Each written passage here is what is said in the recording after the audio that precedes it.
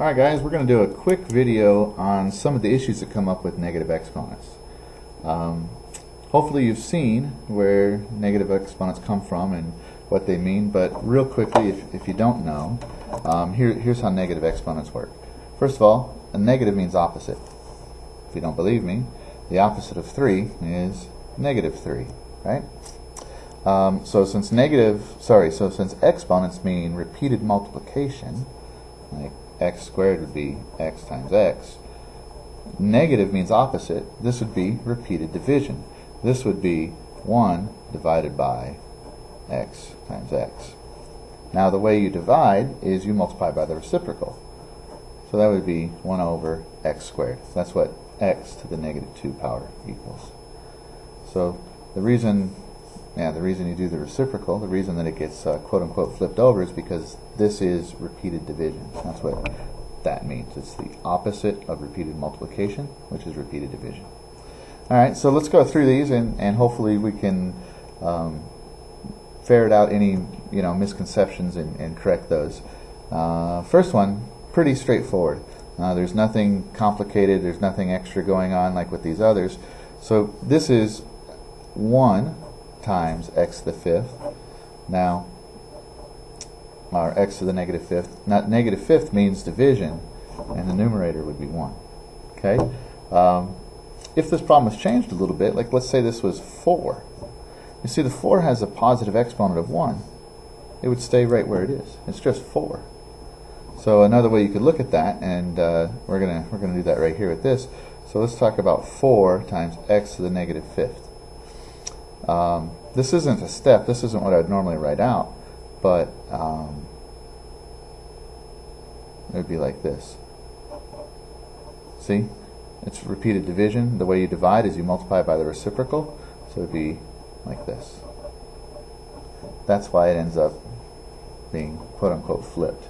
So the way that you can say it to kind of help you remember is that if you've got like a couple of different numbers, different bases, and they have different exponents, the thing that has a positive exponent, it stays wherever it is. It doesn't matter. It could be in the numerator or the denominator, it stays where it is. If it has a negative exponent, then it quote-unquote moves. So here, this is in the numerator. Now you could write this over 1 without changing it.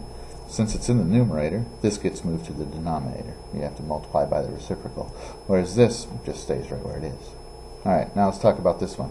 You don't see this as a fraction when you look at it, but you can always put it over 1. Sometimes with negative exponents, that helps you visualize how things are going to lay out when you're done. First of all, this is not a step, but you could just separate them, right? You could separate them just like that. Now, like we saw just a moment ago, this is 1 over x to the 5th. Y cubed, that's just y cubed.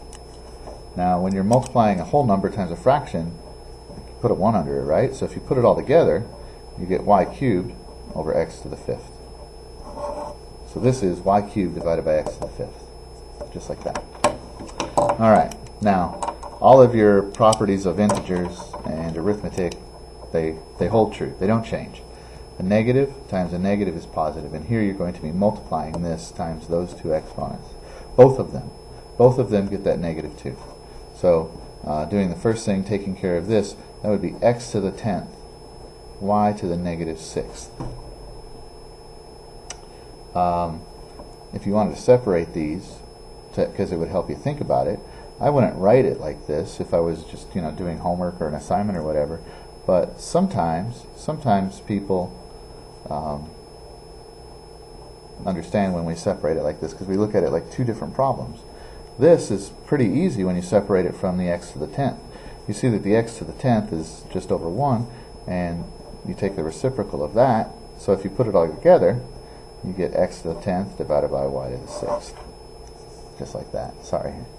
Couldn't see it right there, but that's how that would work. Alright. I know we're moving quick right here, trying to make this nice and quick. You can always pause and take notes, try problems ahead of time on your own. This one right here is where people really get into trouble because they see that negative number right here. They're so used to seeing negatives and taking reciprocals that they're really not reading. This is the opposite of 3 times x to the negative 5th. So this is really negative 3 divided by 5x's. That's what this whole thing really reads if you look at it. The opposite of 3 divided by 5x's. And the reason it's divided by 5x's is that's the opposite of repeated multiplication, which would be repeated division. So if I were doing the problem on my own, that's what I would do. I would just write it, I realize what that negative exponent means, and I would just leave it alone. If you wanted to think about it a little bit, or if you wanted to write something out, you could write this instead. You could go negative 3 over 1 times x to the negative 5th over 1, and then you could take the reciprocal of this, put it all back together just like we did. Okay? Now, the trickiest thing that happens is when you have something like this.